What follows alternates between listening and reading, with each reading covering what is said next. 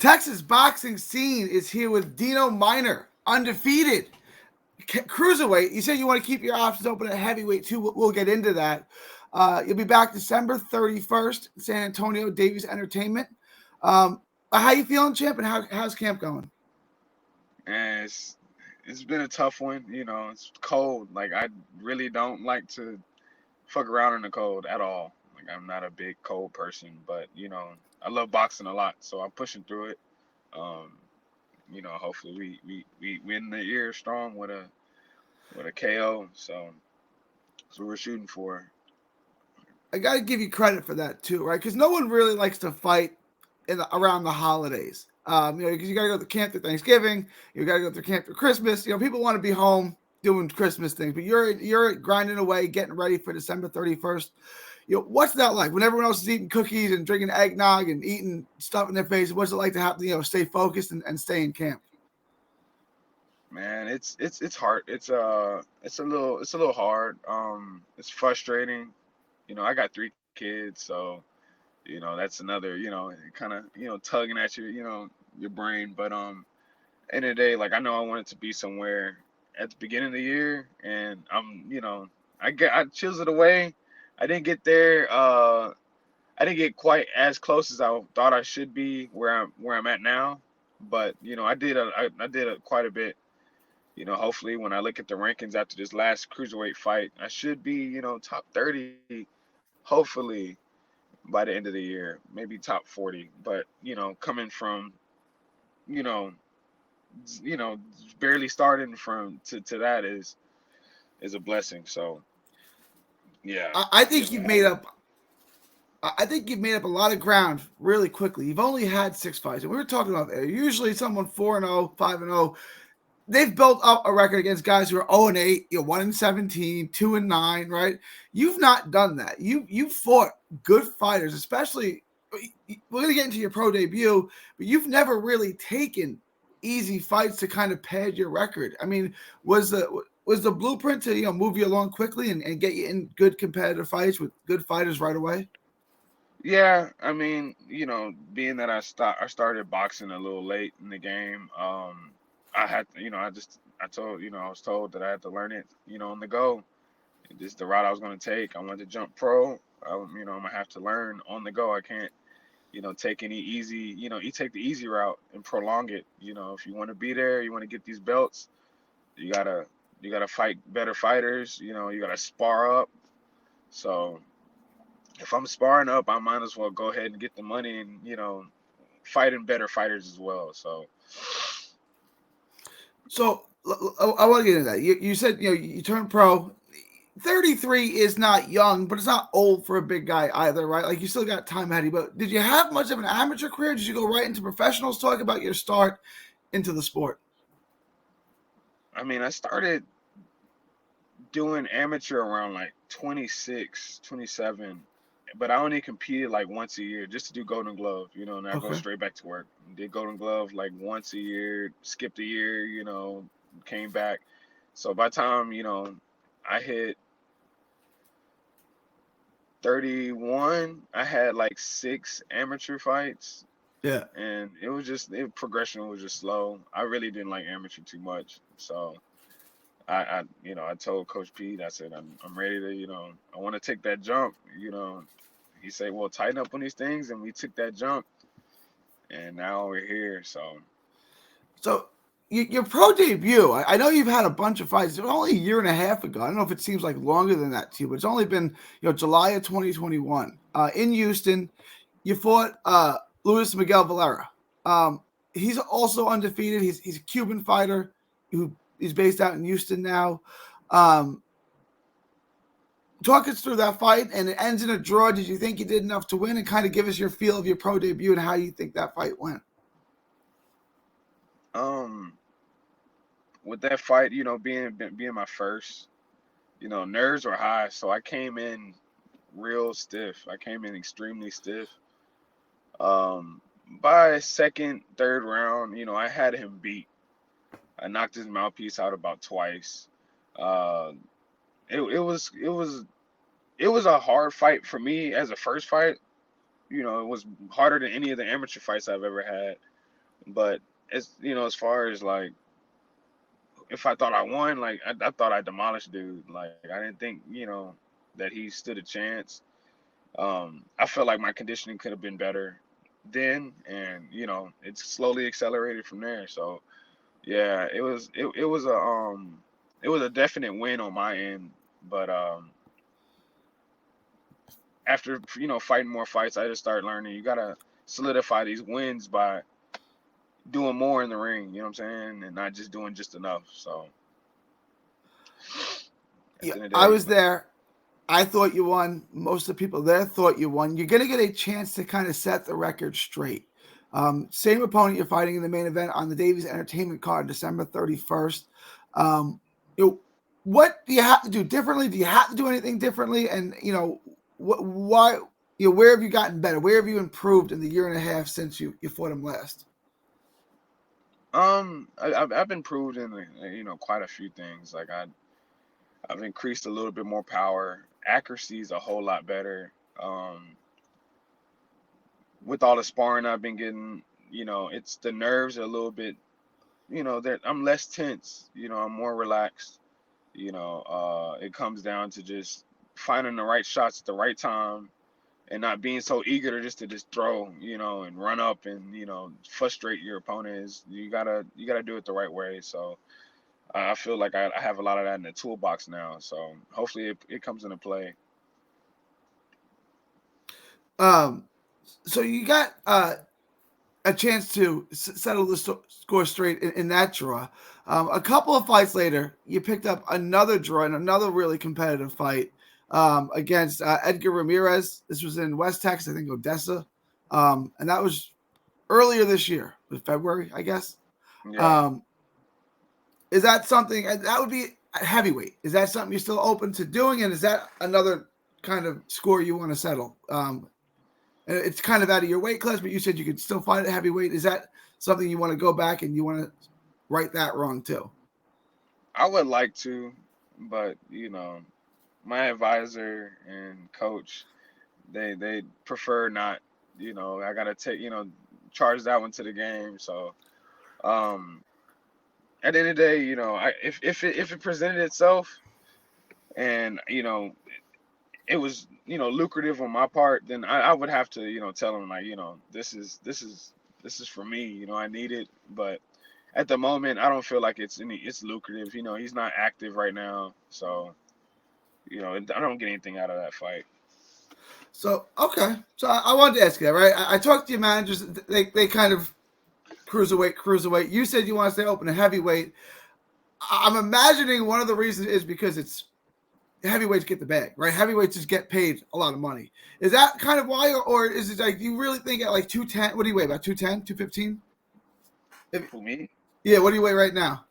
oh man, I'm at 200 right now. You're 200. Right? I mean, do you think you could really compete at heavyweight with 250, 260s at the highest level? Not as you progress, as you move up. Do you think that I'll be giving up 40, 50 pounds, but I can still compete with those guys like Usyk? Yeah, I mean, if I could solidify a nice 210, that's just enough weight for me to be able to inflict enough damage and be sturdy enough to take on whatever they're throwing. Whenever I first started doing heavyweight bouts, uh, I didn't know the game. They got a lot of leaning, they got a lot of pushing, and when you're weighing in 30, 50 pounds lighter than your opponent, that weighs down the legs from all that resistance. So It's I like started fighting an learning. offensive lineman. Those boys are big now. Those heavyweights are big now. Yeah, for sure. So it is. It is. I'd have to solidify like my base, and I learned how to do that, and starting to be a lot more mobile. Keep the speed up. A lot of heavyweights they're lazy. They don't want to throw the speed. That boxers should be throwing which is fast. Combinations and stuff like they take. Power. Take speed and power. For granted. And they're throwing it. One shot at a time, trying to get that one knockout punch. But not everybody can do that. I, So I want to talk to you about that because you're fast for a cruiserweight. right? You got good hand speed and good movement, good foot speed for a cruiserweight. So at heavyweight, I would just be too fast, and I could just run circles around him and just use my speed and athleticism, and I can excel. I might not score a ton of knockouts, but I can sit there and I can outbox and outmove everyone with my speed at heavyweight. Yeah, I mean that would be the plan. I'm not trying to get touched, especially not by anybody that heavy. Two But 60 pound, um, yeah. yeah, but yeah. I mean that's honestly like my advantage against them, is being fast and being mobile. They're gonna have to come find me to get those shots off, and all I have to make sure I do is place the shots where I want them to be, and they're gonna either tire out. Their will's gonna get broken, and they're gonna start fighting sloppy, and eventually I started taking over the rounds. So I want to get into you move your record up to 2-0-2, and then this summer. Oh, You're good. yeah. I'm sorry. So, okay, all good. Yeah, I'm sorry. You move your record to 2-0. And this summer you fight Juan Torres in Houston. Um, that's a really good fighter. We've seen him on ESPN. We've seen him tested against good heavyweights. Did you know much about his work? And were you confident going in that fight, or was there a little doubt? This guy's been in tough. Did you know much about him, and had you seen him before? What were your thoughts on that fight? Prior to that fight, man, it's certain fighters that I do research, and that one wasn't one of them. Like, well, not that I wasn't, I wasn't felt. And it's not that I didn't feel threatened by him or anything. It was just that it was a mind thing. Like, it was a week's notice, and everything has to be, you know, mentally stable. You got all this other stuff, showing him knocking people out and bare knuckle fighting and this and that. I'm like, I'm already knowing that dude is going in there to, to brawl. You know what I'm saying? He didn't, he's most likely not going to box. So, I just tightened up on my skills. I didn't do any research. And of course, when I got in there, he played into to his image. He was a bruiser. He was trying to get close so he can rough me up, and I didn't allow it. So it turned out to be an easy fight for me because I stick to the game plan. And you did make fairly easy work of it. Then you come back, I guess, just a couple months later, right? Maybe 2-3 months later, and you go to Utah, enemy territory, and you fight an undefeated fighter, 5-0, named Juan Higuera. What was it like going to Utah, fighting his territory? And obviously you're brought in to lose. They want their hometown guy to win. What was that like? I mean, that was exciting. Juan came in. Uh, he came in with some boxing skill. He's one of the ones that pushed me to be a little bit more of a chess play, but his power ended up, not being enough, and so it ended up being a little bit more of a who's gonna drop the nuts first, and of course I'm all down for for the dog fight, and he stood in front of me and he wanted to brawl, and it wasn't enough, but I was actually overlooking him, so the fight ended pretty subtle because I was trying to get out of there injury free. But if we would have, if it would have got a little bit more brutal, it could have got nasty. But I was trying to make it to that Kaysen fight, so I just wanted to solidify a win. So I had to make sure I stayed disciplined on the boxing and didn't get sucked into the, mano y mano, fight or whatever. It stayed on my bike.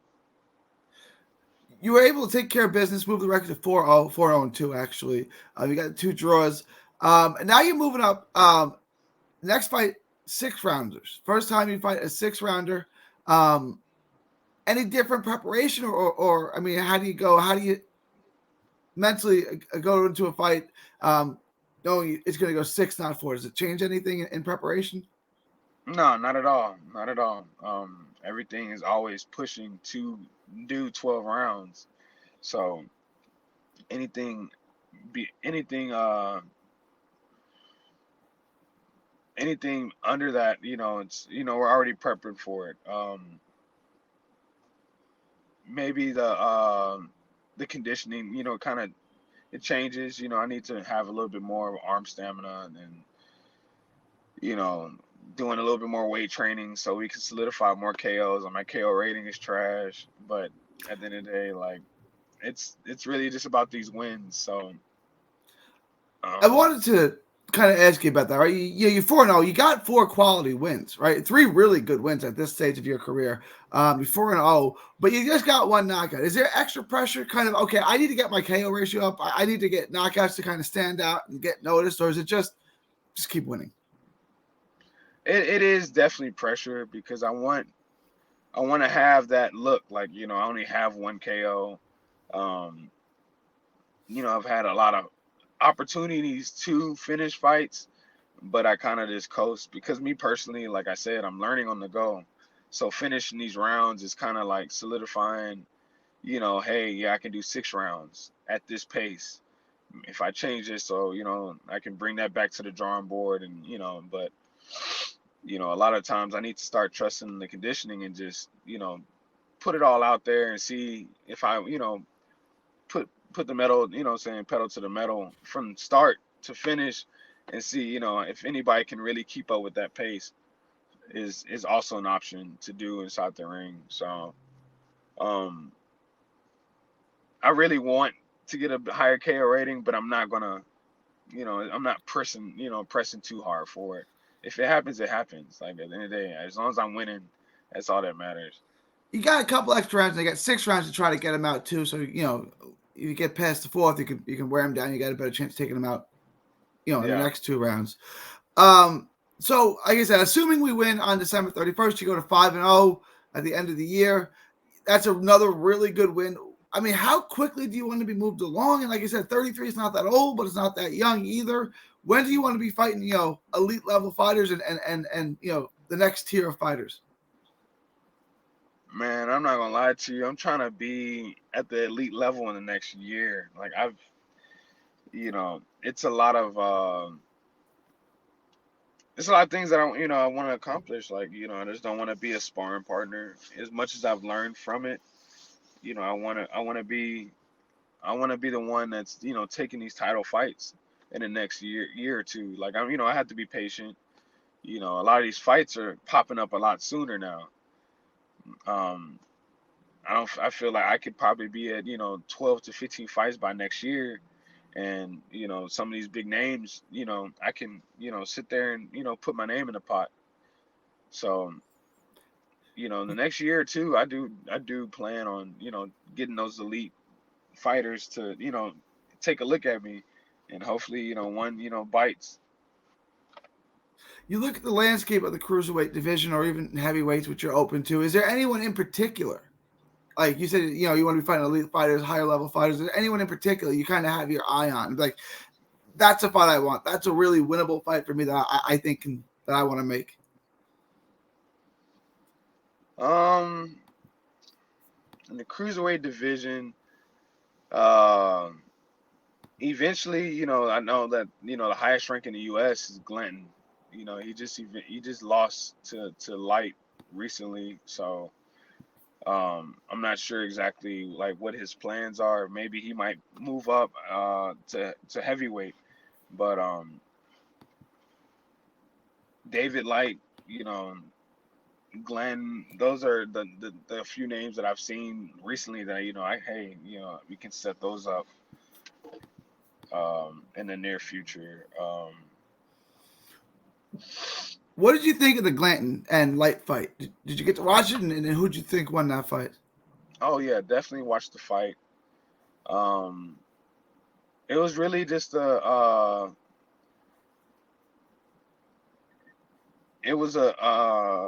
test of wits. Who was gonna sit there and find the right shots and pick the right moments to strike.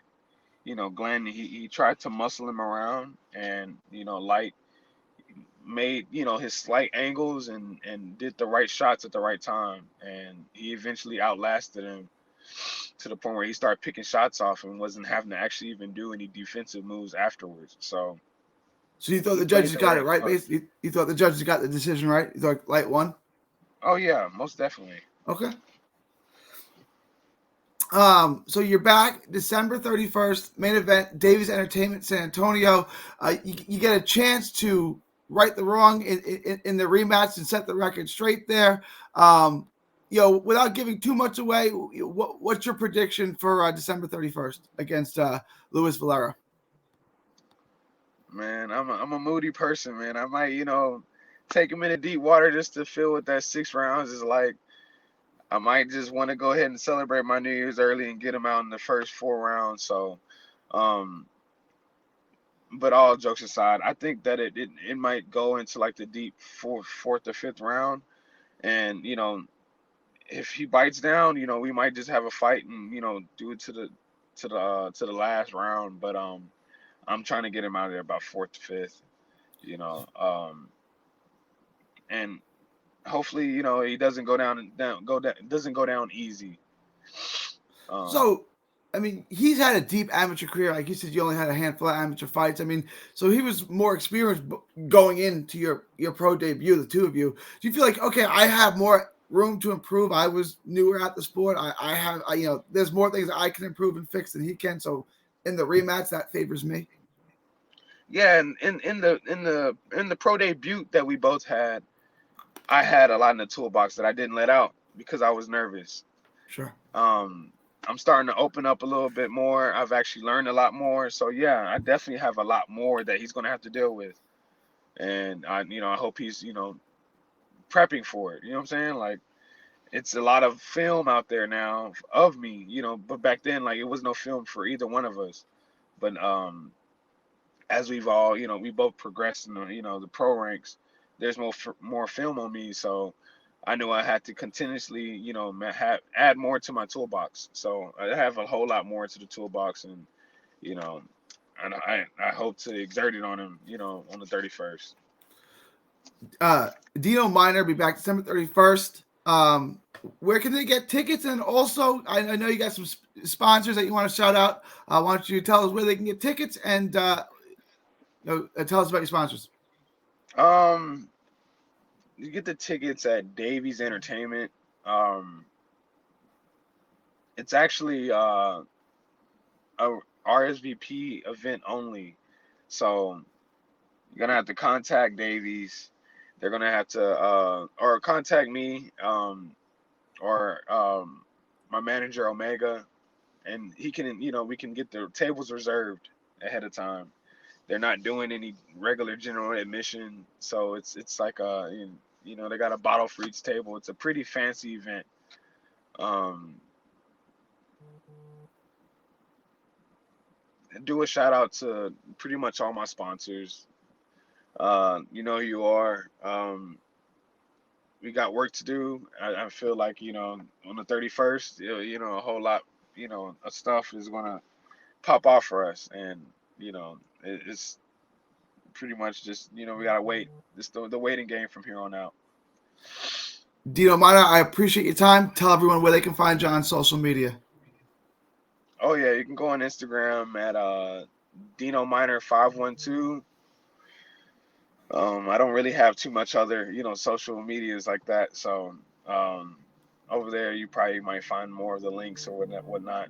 But that's normally where I'm at. Dino Minor 512 on Instagram. Dino Minor, thank you for your time. God bless. Looking forward to seeing you on December 31st. I appreciate you, Gary.